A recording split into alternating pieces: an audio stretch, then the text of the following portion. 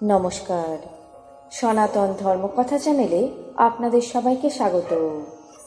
আজ শ্রাবণ মাসের 6 তারিখ, বৃহস্পতিবার, শুক্লাপক্ষের নবমী তিথি। মহাভারতের সভা পর্বের 71তম অধ্যায়ে খাণ্ডবপ্রস্থে পাণ্ডবদের প্রস্থান পর্ব শুরু করব।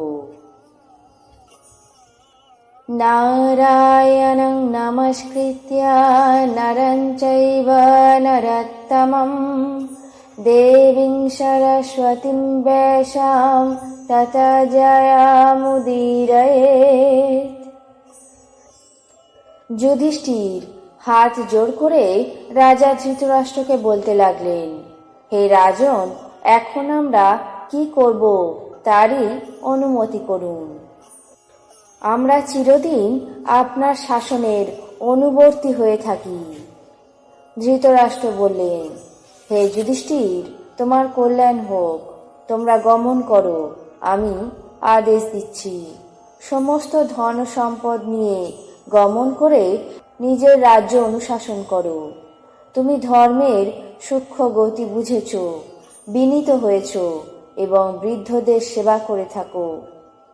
আমিও বৃদ্ধ হয়েছি, অতএব আমার শাসন যেন তোমার হৃদয়ঙ্গম হয়। আমার কথায় তোমার কল্যাণ হবে, তাতে কোনো সন্দেহ নেই। যেখানে বুদ্ধি সেখানেই ক্ষমা, অতএব তুমি ক্ষমা অবলম্বন করো। সুদৃঢ় দারুতেই শস্ত্রপাত হয়ে থাকে, অন্য স্থান শস্ত্রপাতের লক্ষ্য নয়।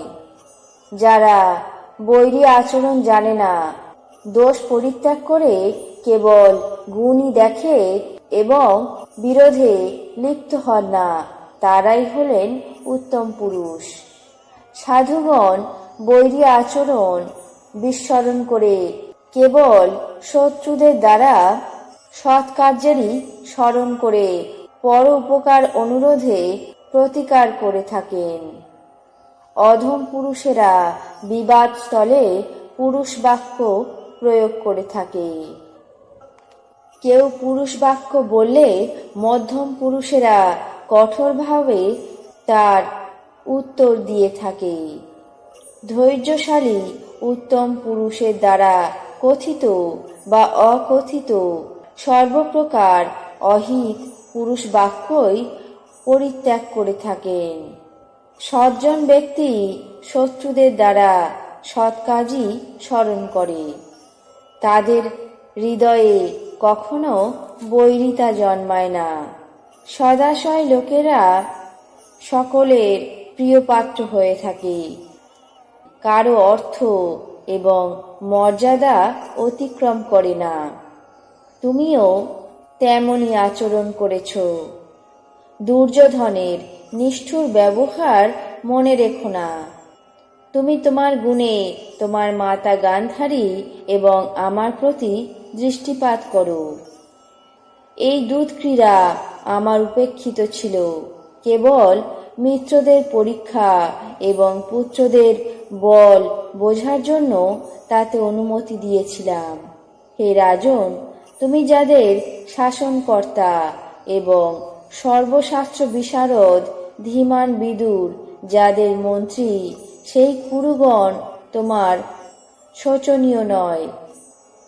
তোমাতে ধর্ম, অর্জুনের মধ্যে ধৈর্য, ভীমের মধ্যে পরাক্রম, নকুলের মধ্যে শুদ্ধতা এবং সহদেবের মধ্যে গুরু সেবা বিলক্ষণ দেখা যাচ্ছে।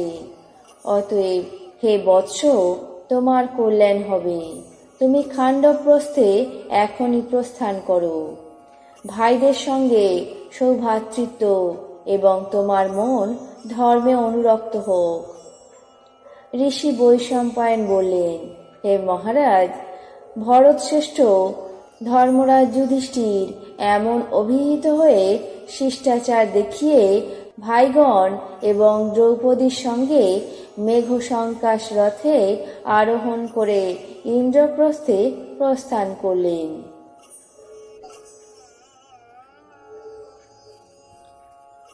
আজ মহাভারতের সভা পর্বের ৭১তম অধ্যায়ে খাণ্ডবপ্রস্থে পাণ্ডবদের প্রস্থান পর্ব এখানেই শেষ করছি।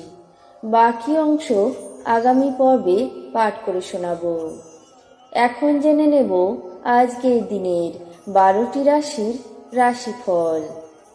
মেষ, সৎকর্মে ব্যয়। বৃষ, হতাশাবোধ। মিথুন, ভ্রমণযোগ।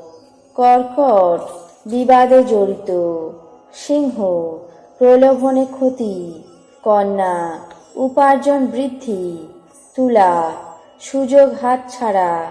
বৃশ্চিক, অভীষ্ট সিদ্ধি। ধনু, ব্যবসায় সমস্যা। মকর, মানসিক আঘাত। কুম্ভ, নৈতিক অবনতি। মীন, অনুশোচনা। এই ছিল আজকের দিনের ১২টি রাশির রাশিফল।